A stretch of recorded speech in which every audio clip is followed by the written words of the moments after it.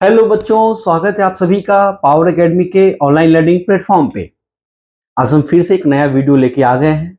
आपका डिमांड था क्रोमोसोम और क्रोमेटिन कि सर क्रोमोसोम क्या है, क्रोमेटिन क्या है, डीएनए क्या है, जीन क्या है और जो जेनेटिक मटेरियल है क्रोमोसोम्स वगैरह से रिगार्डिंग वो क्या है। सेम यही डाउट मुझे अपने क्लास 12th में आया था। जब मैं 2015 में 12th कर रहा था तो उसमें यही डाउट मुझे भी आया और लगभग 10-11 साल बाद ये डाउट मुझे वापस से सुनने को मिली आपके तरफ से। तो हमने एक डिटेल्ड वीडियो इस पे बना डाला है। ओके, अब देखते हैं कि भाई क्रोमोसोम है क्या, क्रोमेटिन क्या है और उनके स्ट्रक्चर, फंक्शन, इंपॉर्टेंस, टाइप सब की बात करेंगे। तो आज का हेडिंग है क्रोमोसोम्स, गुणसूत्र, इनके हम स्ट्रक्चर की बात करेंगे, फंक्शन की बात करेंगे, टाइप्स और इंपॉर्टेंस की बात करेंगे कंप्लीट डिटेल में। सबसे पहले हम बात करते हैं न्यूक्लियस की। सर ये क्या, आप तो क्रोमोसोम की बात करने वाले थे ना, आप आ गए न्यूक्लियस पे। जी हाँ, हम न्यूक्लियस की ही बात करेंगे। स्टार्ट यहीं से होती है, सारी राम कहानी आपके न्यूक्लियस से शुरू होती है। कंट्रोलर ऑफ द सेल याद है ना, brain of the cell, director of the cell जिसे आप कहते हैं, वही न्यूक्लियस। सेल के अंदर सेल की मैक्सिमम एक्टिविटी, फंक्शन को कौन कंट्रोल करती है? न्यूक्लियस। कैसी होती है? Double envelope, double membrane bound होती है न्यूक्लियर इन्वेलप। न्यूक्लियर पोर्स होते हैं, ये जो देख रहे हो ना, ये क्या है? Nuclear pores. यहीं से मटेरियल अंदर एंटर करती है और एग्जिट भी करती है, तो ये न्यूक्लियर पोर। ये आपको ब्लू कलर के दिख रहे हैं, ये ब्लू कलर के क्या है बच्चों? न्यूक्लियोप्लाज्म है। असल में न्यूक्लियस के अंदर की जो फ्लूइड मटेरियल है, जो मीडियम है, मैट्रिक्स है, दैट इज न्यूक्लियोप्लाज्म। और जो पिंक कलर का हल्का बहुत दिख रहा है वो क्या है? Chromatin, complex of DNA and protein. इसमें डीएनए और प्रोटीन दोनों होते हैं। और फिर हो गया आपका न्यूक्लियोलस, राइबोसोम प्रोडक्शन इनका काम होता है, राइबोसोम को बनाते हैं ये। लेकिन ये न्यूक्लियोलस है क्या? ये कैरियोकाइनेसिस कराता है। सेल डिवीजन से पहले, साइटोकाइनेसिस से पहले कैरियोकाइनेसिस यानी न्यूक्लियर डिवीजन होता है, और ये इसी का काम है, न्यूक्लियर डिवीजन। ये एक ऑर्गेनेल है, सेल ऑर्गेनेल है, और आपका न्यूक्लियस भी क्या है? सेल ऑर्गेनेल है। तो हम इस कंडीशन को कहते हैं organelle with in organelle condition. जैसे कोई गर्भवती महिला है, प्रेग्नेंट लेडी है, और उसके यूट्रस में कोई बच्चा पल रहा है। जिस दिन डिलीवरी होनी है उस दिन हम क्या कहते हैं, या उसके आसपास के समय में, कि उसके अंदर उसका बच्चा है। यानी वहां एक बॉडी नहीं, उसके अंदर वहां दो बॉडी है, एक तो वो खुद, एक उसके शरीर के अंदर।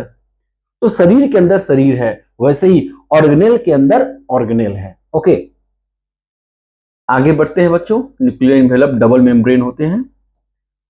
अब बात करते हैं क्रोमेटिन। जनरली अभी हमने आपको दिखाया क्या?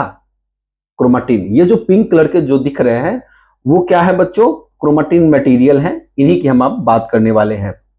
क्रोमेटिन क्या है? Chromatin is a complex of DNA and proteins. इसमें डीएनए भी है, प्रोटीन भी है। असल में जो आप स्ट्रक्चर देख रहे हैं ये डीएनए, डीएनए हिस्टोन प्रोटीन के चारों तरफ एक कवरिंग बनाता है, रैप कर देता है, उसको बांध देता है, और उस स्ट्रक्चर को हम कहते हैं न्यूक्लियोसोम। उसको हम क्या कहते हैं? Nucleosome. DNA wrapped and around, sorry, DNA wrapped around histones, histone protein. Okay, और ये न्यूक्लियोसोम कैसे दिखते हैं? जब सेल में देखा जाता है जनरली लो लेवल के माइक्रोस्कोप से, जिसमें दिख जाए न्यूक्लियस के अंदर का मटेरियल, तो ये हमें न्यूक्लियस के अंदर, ये न्यूक्लियस है तो इसके अंदर इस तरह की मटेरियल दिखाई देती है। इसमें जगह जगह क्या है, जैसे मोती की माला होती है ना, तो माला लंबी सी, जगह जगह मोती होते हैं, वैसे ही जगह जगह ये मोती हैं, न्यूक्लियोसोम्स हैं, ऐसे दिखते हैं। यही न्यूक्लियोसोम एक सोलेनॉइड स्ट्रक्चर तैयार कर देता है और फैल जाता है न्यूक्लियस के अंदर। Then it is a chromatin. Cell division का एम फेज का मेटाफेज, हाँ मेटाफेज में जब ये कंडेंस होता है क्रोमेटिन तो बन जाता है क्रोमोसोम। यानी फैला हुआ है तो क्रोमेटिन, और कंडेंस हो गया है तो क्रोमोसोम। क्रोमोसोम को आप फैला दो क्रोमेटिन, क्रोमेटिन को कंडेंस कर दो क्रोमोसोम। बस यही बात है। ओके, डीएनए क्या करता है? जेनेटिक इंफॉर्मेशन को कैरी करता है। हिस्टोन प्रोटीन क्या करते हैं? स्टेबिलिटी प्रोवाइड करने के लिए जाने जाते हैं। अब यहां पे हम देखें क्रोमेटिन का पैकेजिंग, तो double helix DNA. Okay, nucleosome जो आपका हिस्टोन प्रोटीन है उसके चारों तरफ डीएनए खुद को रैप करता है।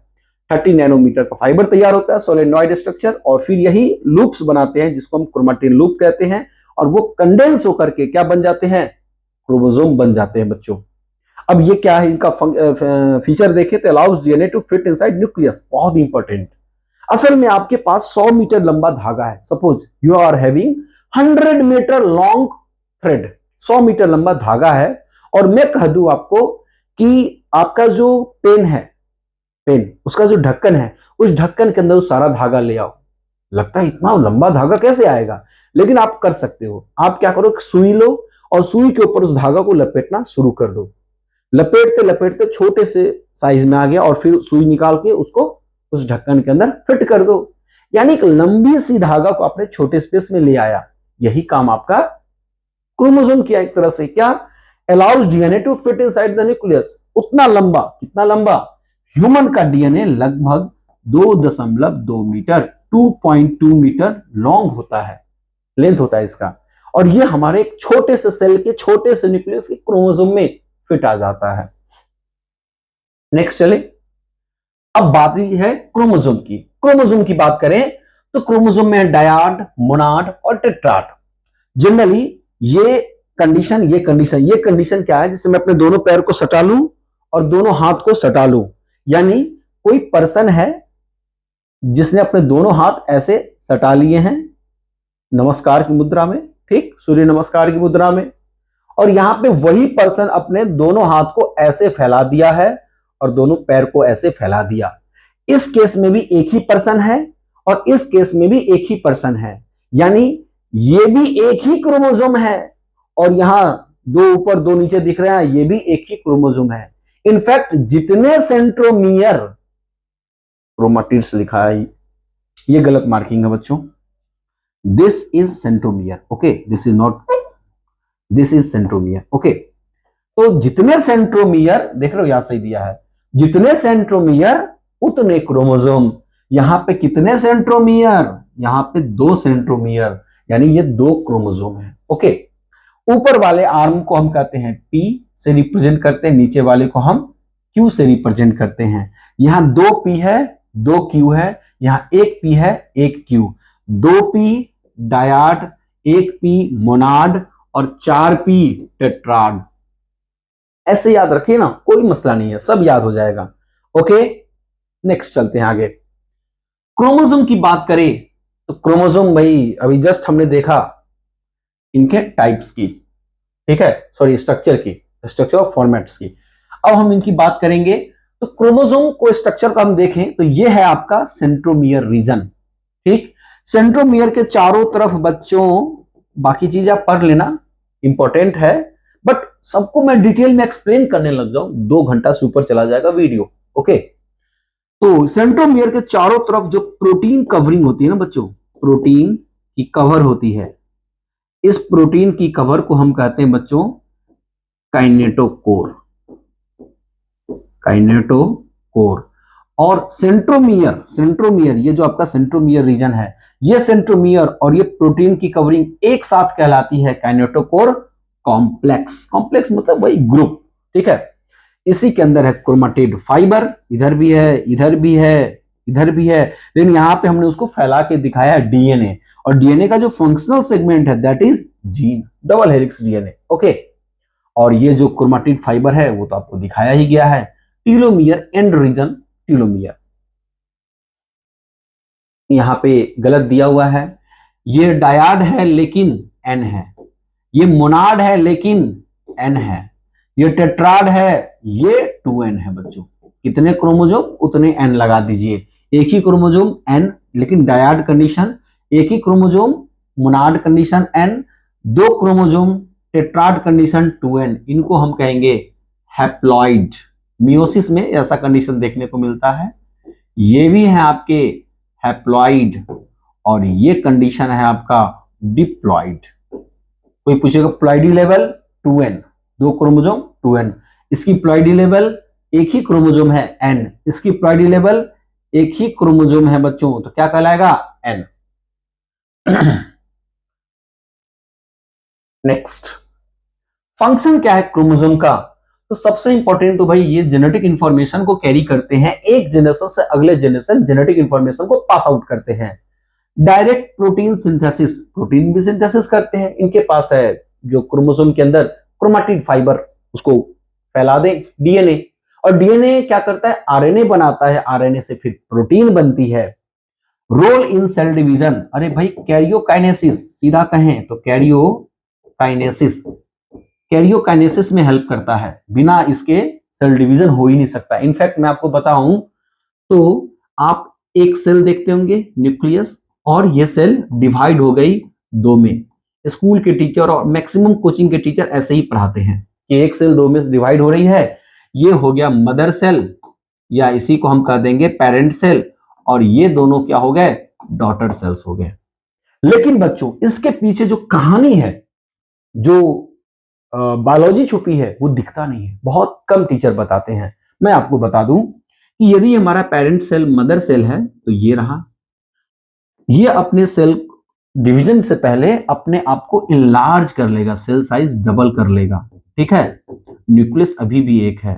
फिर आगे चल के क्या होगा, ये अपना न्यूक्लियर भी डिवीजन करेगा, कैरियोकाइनेसिस करेगा, और फिर एक सेल में कितने न्यूक्लियस, दो न्यूक्लियस, डाइकैरियोटिक स्टेज या डाइकैरियन फेज, ठीक है, ये आ जाएगी, और फिर सेल डिवाइड होना शुरू होगा, ये सेल डिवाइड होना शुरू हो गया। ये सेल फॉरो मेथड है, एक सेल प्लेट मेथड भी होता है प्लांट्स में, और फिर जाकर के एक सेल से कितने सेल हमें देखने को मिल गए, एक सेल से हमें, ओहो अरे ये क्या हो रहा है,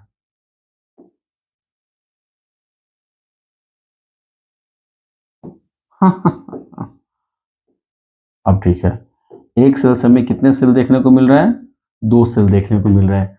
तो टीचर आपको यहां से सीधे यहां कूदा देता है कि कहता है जंप कर दो, लेकिन असल में रास्ता ऐसे गुजरता है।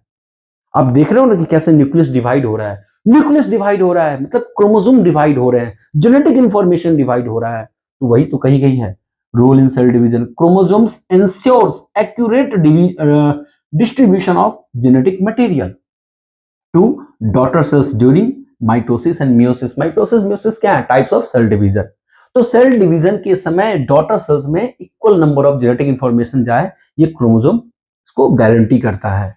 Bring about genetic variation, transmission of trait, trait वही, जैसे मेरा कैरेक्टर है, मैं टॉल हूं, ठीक, यानी मेरा कैरेक्टर है हाइट, हाइट है, हाइट के दो inheritable alternative form, either tall either dwarf.